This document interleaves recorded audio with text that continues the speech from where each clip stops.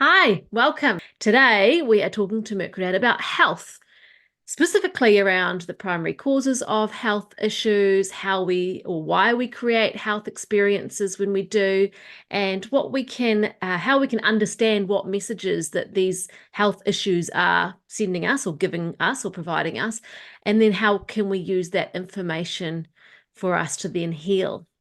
So during the live stream, feel free, if you are with us live, to type any comments into the comment box, questions that you'd like me to ask Merc on the way, Mercredan. And if you are watching this as a replay, feel free to comment in the comment box any questions that you'd like us to ask in any future sessions with Mercredan that helps us coordinate future topics.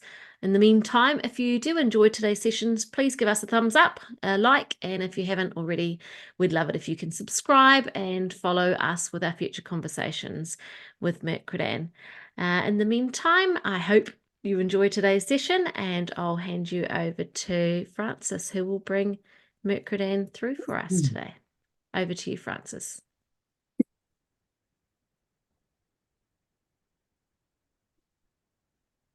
Once again, it is my privilege and pleasure to come and spend these few moments of your time. Everything is unified. Everything is interactive, interrelated, interdependent, and interdynamic. So everything is connected to everything else. So shall we say the fields of influence are nestled together, each one interacting with its superior, shall we say, and its inferior. So it is, shall we say, a moving whole. And so it is that one's personal experience cannot be separated from the experience of the whole and the interdependence of it all. So, shall we say, there are many ways in which the interaction occurs. If you take, for example, there are always a number of wars on the planet as such, between groups and so forth, and yet the very wars influence the very impact that they have on the nature, and thus nature in its response affects everything else. You cannot separate them. Enough for us to begin this interesting conversation. Thank you, Mercredan, and thank you again for being with us today. And for that wonderful introduction. My first question today is, what are the primary causes of health issues? Are they diet or stress, or is there something else? Imbalance. Shall we say, always one wants to separate. One wants to look at what is the cause of my specific illness and so on. Let's not deal with my beliefs and attitudes towards others, because they have nothing to do with my personal experience. Do you understand what I'm saying? And so it is, shall we say, that on a whole, the nature of humanity is out of control. It is constantly consuming its neighbor. That is, shall we call it, the nature of the disease of cancer. And so the very disease that humanity is provoking elsewhere becomes a major concern of the individual. Do you understand what I'm saying? So there are those that are emotionally distraught by the very nature, shall we say, of the society they are living in. They are seeing it and emotionally connected to it as if this is a wonderful social scheme to take and take and take. And those are the other side are emotionally connected to the hatred of it, and they hate those that do, and so on. And all of it becomes personalized. And so one begins to feel out of odds with one's life, shall we say. Then one is out of alignment with the body, and now the body takes on that particular framework. Now we can manufacture it within the body. We can bring it in and begin to consider it from a higher perspective. In other words, the very disease itself is asking the consciousness to consider what it is aligning itself with. Does that shine some light on the major cause? I have chosen just one example, but many examples. Let us even take another. Heart problems, of course, it's obvious. There is so much difficulty in, shall we say, getting to the heart of the matter, to flow in life and to give and to receive. In the old way of working, the craftsman gave of his greatest gift for reward. The reward was equal, shall we say, to the gift offered. There was a balance of happiness. But in modern world, you are constantly buying things that do not fulfill their potential. And so the heart is feeling as if it is being strangled. Do you follow what I'm getting at? Yes. That is not every single person the same, of course.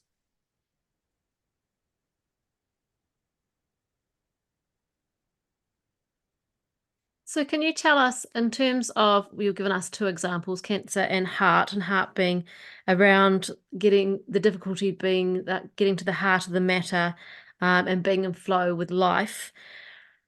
How do we work out what our own individual health issues, diseases, disorders are telling us, why we've created them, why they're, why we're experiencing them in a certain part of the body, and how we can use that for information to help us heal? First of all, as I have pointed out in the past, the single problem is separation. So there is a holistic approach which says, of course, the body is a whole thing, so we have to treat it as a whole thing. But let's not take too much notice of the inner bodies. That is, let us not put too much emphasis on the emotional responses. Some emphasis, but not too much. And of course, the mental body with its thinking and so on, let's ignore that entirely. Do you understand? And yet one is not even considering the, shall we say, the interactive bodies of the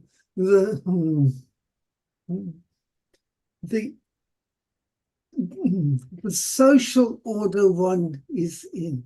In other words, shall we say, society is also at play. That is the attitudes and so on of society, its values, and one's personal alignment with those values are interplaying. So you begin to see why it is, shall we say, that universal health problems are beginning to assert themselves in local environments. So shall we say then, to try to discover, one has to arise to the higher, shall we say, planes. First of all, what are my attitudes to life? Do you understand? What am I avoiding in my life? What am I desiring in my life? What is it that drives me forward? And in what way does my sickness put brakes on that? How am I held to account? Do you understand what I'm saying?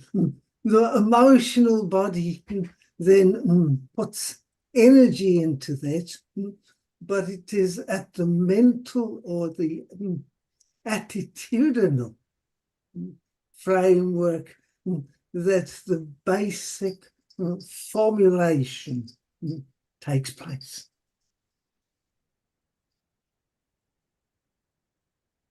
Does that answer enough of the question? It does. It provides us with a good set of questions that we can ask ourselves if we're sitting there and in balance with our health. I want to say this, and that is why the primary importance is to disassemble the idea of separations. You do not have a physical body. First of all, you do not have a physical body separate from an emotional component that is driving it. And you do not have a physical body driven by emotional content without a direction that is being afforded by the shall we say, the intellectual structures and the attitudes and containers of that. And beyond that, you do not have a separate physical, emotional, mental body separate from, shall we say, the social body of one's community. So you are in a game together. You understand what I mean? So everything interplays on everything else. The health of society will reflect itself in the individual. And so it is that you are being overtaken by endless expensive treatments for burgeoning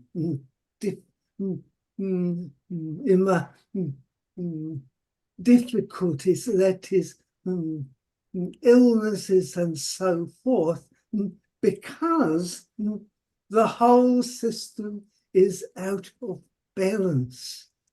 Individuals, families, communities, societies, nations, and so on, all of them are demonstrating their specific illness.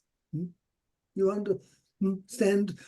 in your present place, even your communities have lost touch with the very fundamentals of life, that is the cleanliness of the air, the cleanliness and the distribution of water, and the impossibility of reducing and removing waste products and treating it effectively.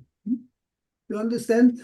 That is, if that were applied to a physical body, you would not be alive.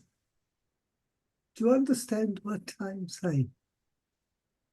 I do. Are you telling us that society is making us sick, or that Of it's course, playing a role?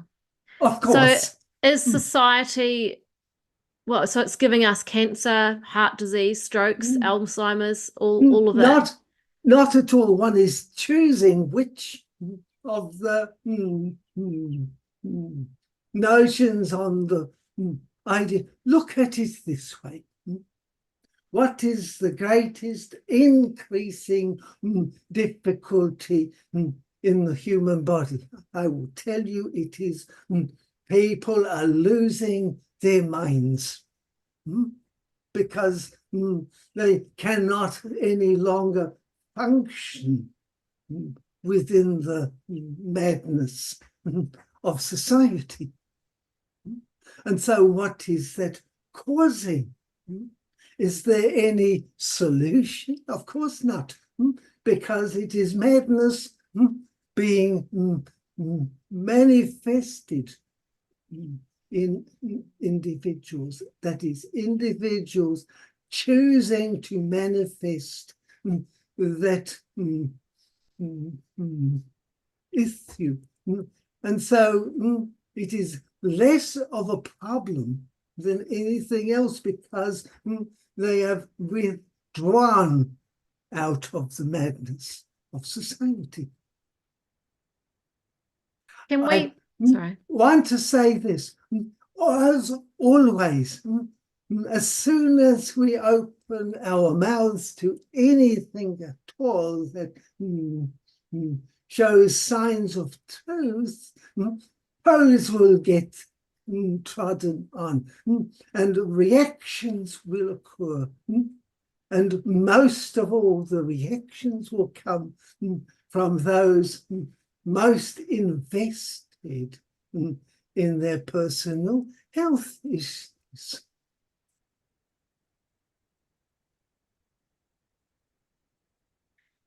so can we protect ourselves by just focusing on our own lives and our own joy and our own happiness?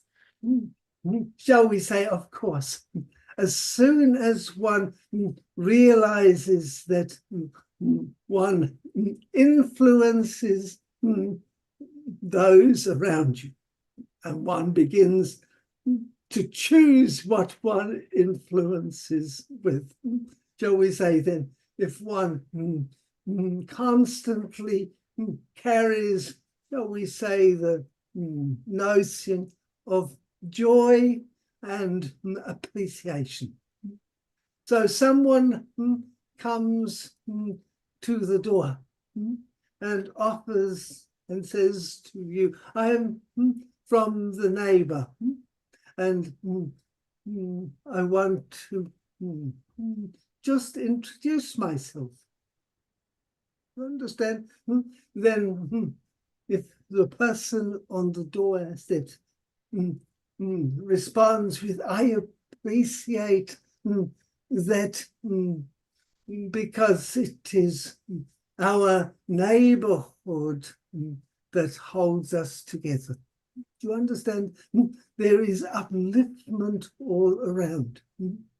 But you have even your media wants to make a joy out of having neighbors fighting one another. You understand? and everyone is watching it with glee to see who can do the most damage. What sort of madness is that? And it is not just in your own country, it is across the planet. Everyone is adopting the notion that there is a survival of the most outlandish, that is, those the most aggressive will survive. But I am telling you, nobody will survive with war. Can you tell us, is there a genetic link between our health issues or reasons or not?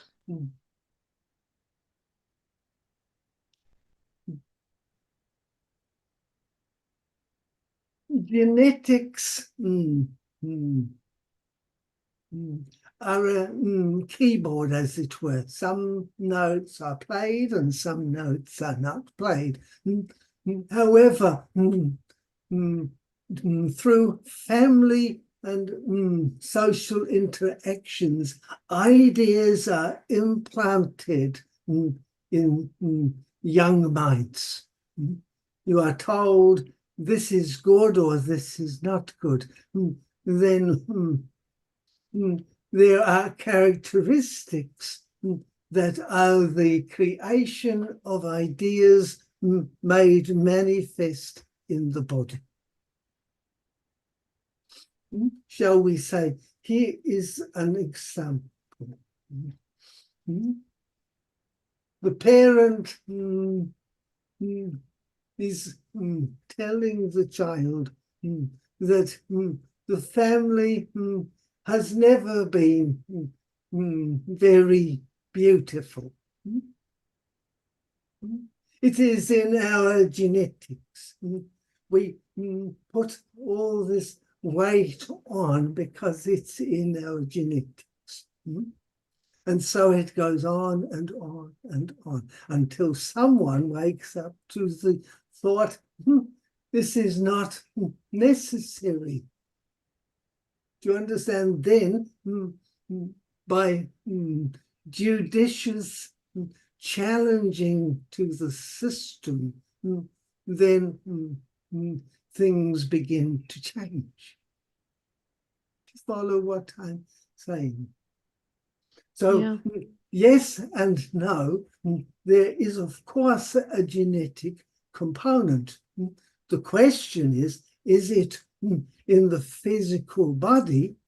Is it in the emotional body? Is it in the mental body? Or is it a combination of all three because they cannot be separated?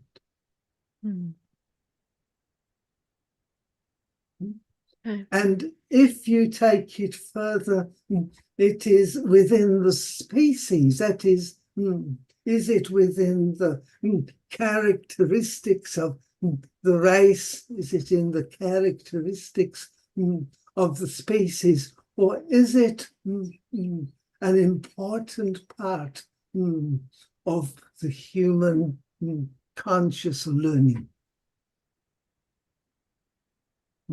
That is, to learn how to acknowledge and appreciate difference. I have another question here that we've been tiptoeing around. Can spiritual awakenings cause health problems, and what can we do to then counter that if it's so?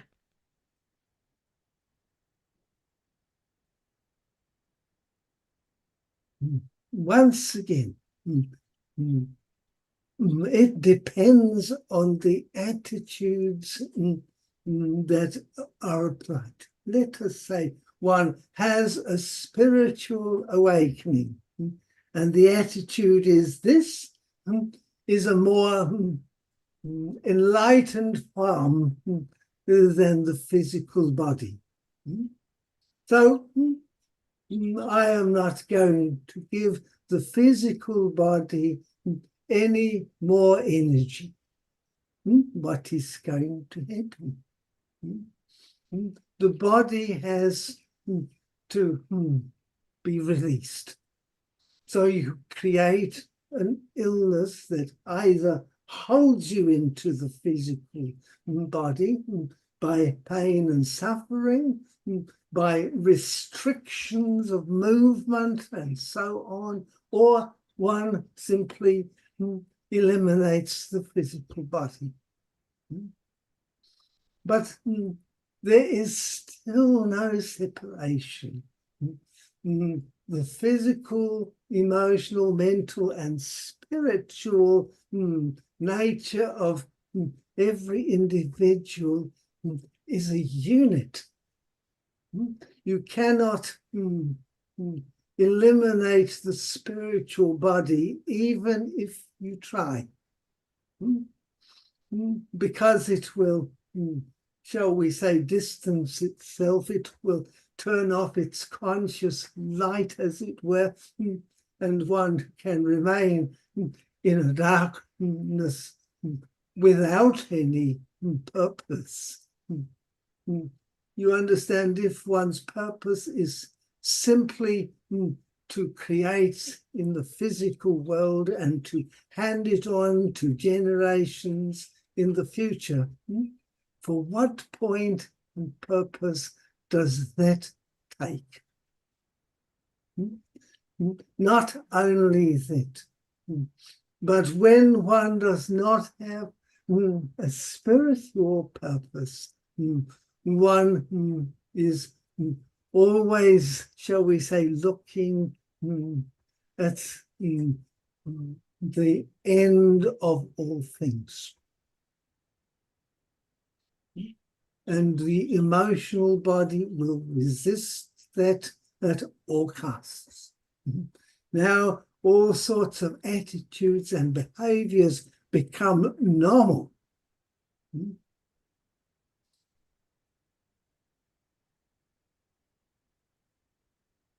Thank you. We are, of course, not talking about gods. We're not talking about religions and so on. There is no separation, even with a God. You understand, there is no God that is outside of humanity. That, shall we say, is the first and only sin, if you want to turn it that way.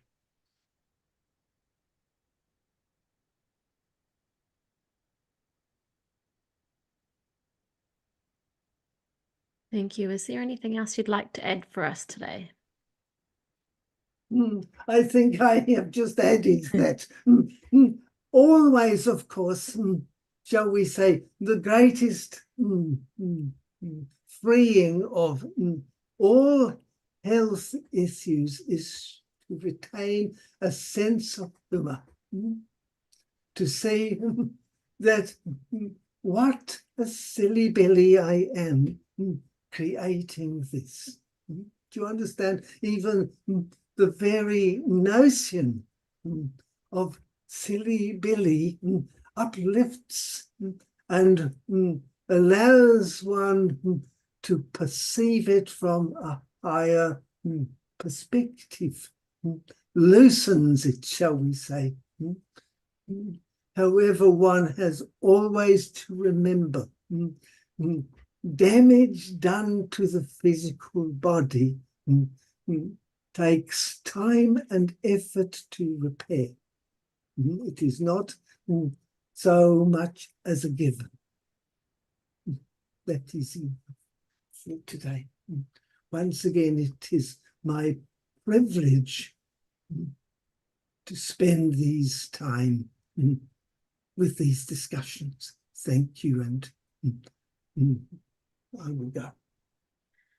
Thank you. Thank you so much, Mercredan and Francis, for another Very interesting conversation today, and thank you for you all being here with us today and listening for what we've got to share.